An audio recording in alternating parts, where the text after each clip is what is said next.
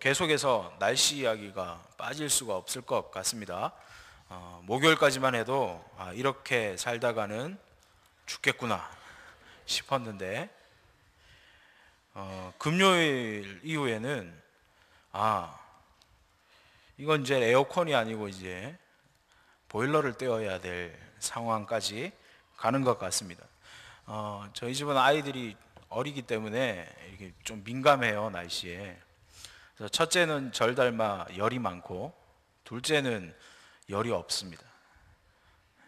어제 첫째는 덥다고 계속 칭얼거리고 둘째는 춥다고 춥다고 칭얼거리고 결국 둘째는 열이 오르기 시작합니다. 지금 추웠던 모양이에요.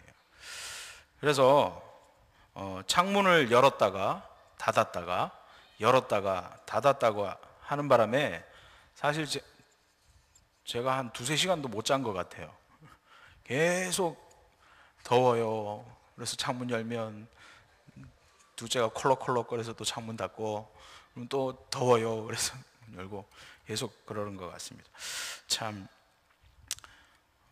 이런 날씨들을 보면서 참 이 사람이 어떻게 할 수 없는 것들이구나. 역시 하나님, 우리가 생각할 수 없는 것들을, 우리가 할 수 없는 것들을 하나님이 하고 계시는 걸 다시 한번 느끼고, 그래서 제가 오늘 오후 설교를 수요일 목요일 날 썼는데 이렇게 하다가는 우리 성도님들이 설교 듣다가 큰일 나시겠다 싶어가지고 더운 날씨에 짧게 하나님 말씀을 전해야지 하고 준비를 했는데 오늘 날씨가 너무 좋죠.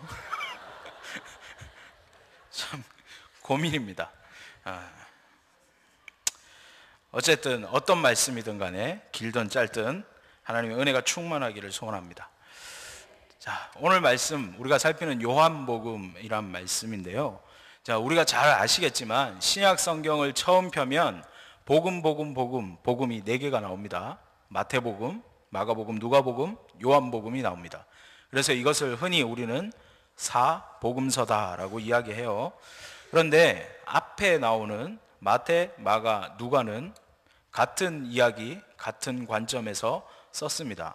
그래서 흔히 말하는 마가복음이 원복음이라고 그래요. 원시복음이라고 그래서 마가복음의 이야기, 마가복음을 가지고 마태복음, 누가복음이 이제 더해질 것이 더해져서 쓰여졌다라고 이야기합니다. 그래서 마태, 마가, 누가복음은 같은 관점에서 쓰여진 복음서라 그래서 또 다른 게 공관복음이라고 합니다. 같은 관점에 쓰여진 복음서. 그런데 요한복음은 이 세 복음서, 즉 마태, 마가, 누가 복음과는 다른 관점에서 쓰여진 성경입니다. 그래서 사복음서지만 앞에 있는 세 가지와는 차이가 있습니다. 그래서 마태, 마가, 누가복음에 나오는 이야기가 요한복음에는 소개되지 않는 것들이 있고 또 요한복음에는 나오는데 마태, 마가, 누가복음 이 세 복음서에는 나오지 않는, 소개되지 않는 이야기들이 있습니다. 특별히 오늘 우리가 살피는 본문에서 나오는 첫 표적 혹은 첫 이적이라고 되어 있는 이 표현, 이적 혹은 표적이라고 표현되는 이 표현은 오직 요한복음에서만 등장하는 그런 표현이고 그런 사건이에요. 그래서 오늘 우리가 살피고 있는, 또 우리가 보고 있는 이 본문의 이야기는 3복음서에는 나오지 않는 요한복음서에서만 소개되어 있는 사건입니다. 즉 예수님의 첫 표적 소개하고 있는 것입니다. 우리가 잘 아는 내용이죠. 예수님과 예수님의 어머니 마리아와 또 예수님의 제자들이 다 함께 가나의 한 혼인잔치에 참석하게 됩니다. 그리고 이 혼례를 위해서 혼주가 많은 것들을 준비했어요. 많은 음식들도 준비했을 것이고 오늘 우리 말씀의 키가 되는 이 포도주도 엄청 많이 준비했습니다. 그런데 우리가 아는 대로 이 중동지방의 혼례라는 것, 혼인잔치라는 것은 워낙 길게 보름 가까이, 보름 넘게 이렇게 잔치가 계속 되다가 보니까 오늘 이 잔치에서 가장 중요한 술이 다 떨어지는 상황이 되었다는 거예요. 포도주가 다 떨어졌습니다. 이를 알게 된 예수님의 어머니 마리아께서 그의 아들이신 예수에게서 이 사실을 이야기합니다. 그런데 우리가 오늘 본문에서 살폈듯이 예수님은 아주 매정하게 대답하시죠. 아직 나의 때가 되지 않았다라고 얘기해요. 근데 우리 예수님이 어찌 보면 좀 되게 시크한 아들이었던 것 같아요. 엄마에게는 안 된다고 그래 놓고는 뒤에 가서는 다 하는 말 잘 듣는 착한 아들이었던 것 같습니다. 어쨌든 예수님께서는 아직 때가 아니다 라고 얘기해 놓고는 어머니의 그 요청에 따라서 물이 변하여서 포도주로 변하는, 그래서 이 혼인잔치, 이 혼례 가운데서 가장 좋았던, 가장 품질이 높은 포도주로 변하게 하신 사건을 일으키십니다. 그리고 이 사건을 가리켜서 요한복음에서는 예수님이 보이신 첫 표적이다라고 이야기해요. 그것이 오늘 본문 이야기의 끝입니다. 그렇다면 이 본문을 통해서 우리에게 주시는 교훈 혹은 우리가 깨달아야 할 것이 무엇입니까?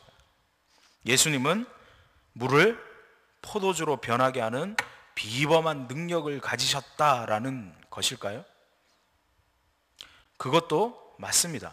우리 예수님께서는 놀라운 능력 가운데 하나를 가지고 계시는데 그것이 무엇이냐면 물로 포도주를 만들어 드실 수 있다라는 거예요. 이걸 좀 저는 그쪽으로는 전혀 모르지만 물리적으로 화학적으로 풀어보면 H2O가 변해가지고 C2H5OH가 됐다. 이거 화학식인데 물의 화학식이 H2O입니다. H 두 개랑 O 하나가 만나서 물이 되는데 포도주의 화학식은요 없어요. 지금 제가 불러드린 건 에탄올, 술의 원료가 되는 에탄올의 화학식인데 C2H5OH로 변했다. 이게 무슨 말이냐면요, 완전히 다른 물질이 되었다라는 거예요. 예수님은 완전히 다른 걸로 완전히 다른 물질을 만들어 내시는 분이다라는 겁니다. 매우 중요한 사실입니다.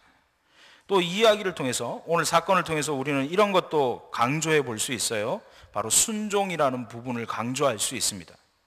물을 양동이 끝까지 무엇이 될지 모르지만 묵묵히 채워간 하인들의 순종, 그것을 강조해서 우리가 깨달을 수도 있습니다. 또는 부모님의 말씀을 소중히 여기시는 효자이신 예수님에 대해서 우리가 집중할 수도 있습니다. 분명히 자신의 때는 아니지만 육신의 어머니인 마리아의 요청에 따라서 그 요청에 순종하신 예수님, 효자이신 예수님에 집중할 수도 있습니다. 여러 가지 것들에 집중할 수 있지만 오늘 우리 이 사건에서 우리가 주목해야 할 사실은 누가 이 일을 하였는가입니다. 누가 이 일을 하셨습니까? 누가 물로 포도주라는 새로운 물질을 만들어 내셨냐는 거예요. 물이 변하여 포도주가 되게 하신 이가 누구십니까?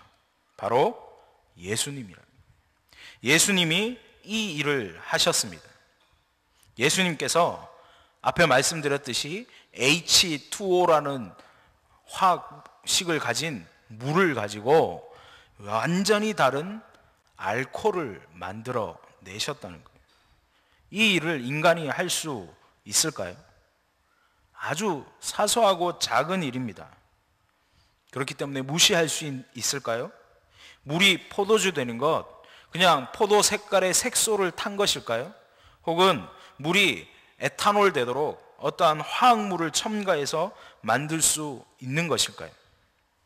만약 그렇게 만들었다면 아마도 이 포도주를 먹었던 사람들은 이게 뭐냐라고 대답했을 겁니다. 그러나 예수님이 변화시킨 물로 포도주로 변화되어서 포도주 된 이 포도주를 먹어본 사람들은 오늘 최고의 포도주다, 내가 먹어본 것 중에 최고다라고 극찬하였습니다. 모양만 변하게 한 것이 아니라 완전하게 그 성질을 완벽하게 변화시키셨습니다. 이것이 바로 예수님의 능력입니다. 예수님이 하실 때, 예수님이 계실 때, 예수님이 일하실 때 전혀 새로운 것이 새롭게 태어났습니다. 이것이 바로 우리 예수님의 능력입니다. 오늘 우리가 집중해야 할 것, 오늘 우리가 붙들어야 할 예수님의 능력이 바로 이것이라는 거예요.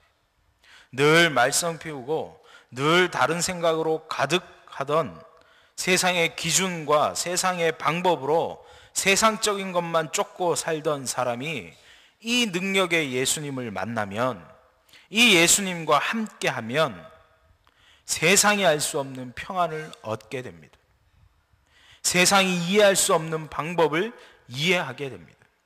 세상은 말할 수 없는, 세상은 상상할 수도 없는 삶을 살아가게 되더라는 것. 세상이 알 수도 맛볼 수도 상상할 수도 없는 기쁨으로 살아가게 됩니다. 늘 새로운 힘이, 늘 새로운 사랑이 넘치는 삶을 살아가게 됩니다. 전에는 세상의 것, 전에는 나의 것 고민하며 살아갔던 사람이 어떻게 하면 하나님이 원하시는 것을 내가 할까? 어떻게 하면 주님이 원하시는 삶을 살아가게 될까? 고민하는 삶으로 변화되게 된다는 겁니다. 그렇게 예전에 나의 모습을 완전히 새로운 하나님의 자녀의 모습으로 변화하게 하시는 것, 그것이 바로 예수 그리스도의 능력이십니다. 오늘 요한복음에 처음 나오는, 처음 예수님이 하신 표적, 처음 예수님이 행하신 이적, 이 이적의 주체는 예수님 자신이셨습니다. 이 일을 이루신 분이 바로 예수님이셨습니다. 물이 변해서 포도주가 되게 해서 그 혼례집에, 그 잔치집에 즐거움으로 쓰일 수 있도록 변화시킨 예수님이 오늘 우리도 변하게 하셔서 하나님 나라의 즐거움으로 삼으실 것입니다. 예수님은 그렇게 하시기를 원하고 계십니다. 또한 예수님은 그렇게 하실 수 있습니다. 오늘 이 말씀을 우리가 붙들기를 소원합니다. 오늘 이 예수님을 우리가 완전하게 붙잡기를 소원합니다. 전혀 새로운 것을 만드시는 예수님, 완전히 새롭게 바꾸시는 예수님, 완전히 다른 모습으로 변화시키는 예수님, 그 예수님 붙잡기를 원합니다.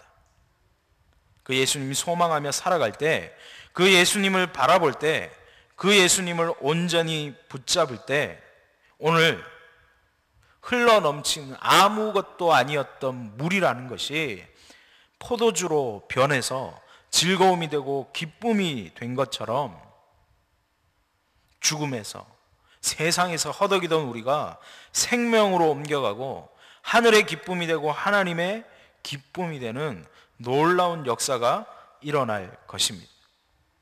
다른 것 붙잡지 마십시오. 다른 것 붙들지 마십시오. 다른 것 변화되기를 소망하지 마십시오. 오늘 예수님을 통해서, 예수님으로 인해서 우리가 변화되기를 소망하기를 축원합니다.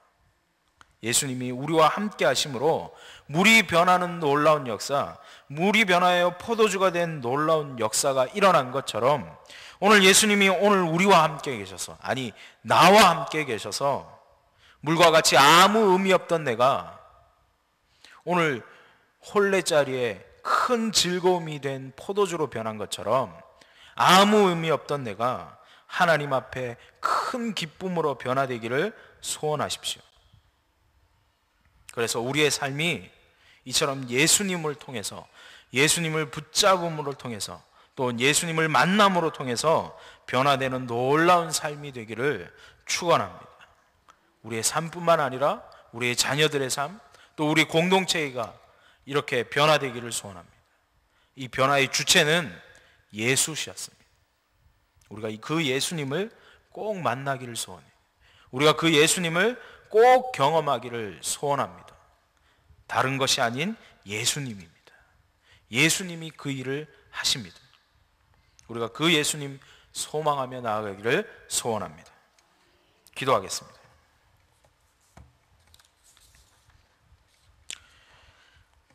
하나님 아버지, 짧은 말씀 함께 나누었는데 오늘 말씀에서처럼 우리가 예수님 때문에 변화되기를 소원합니다.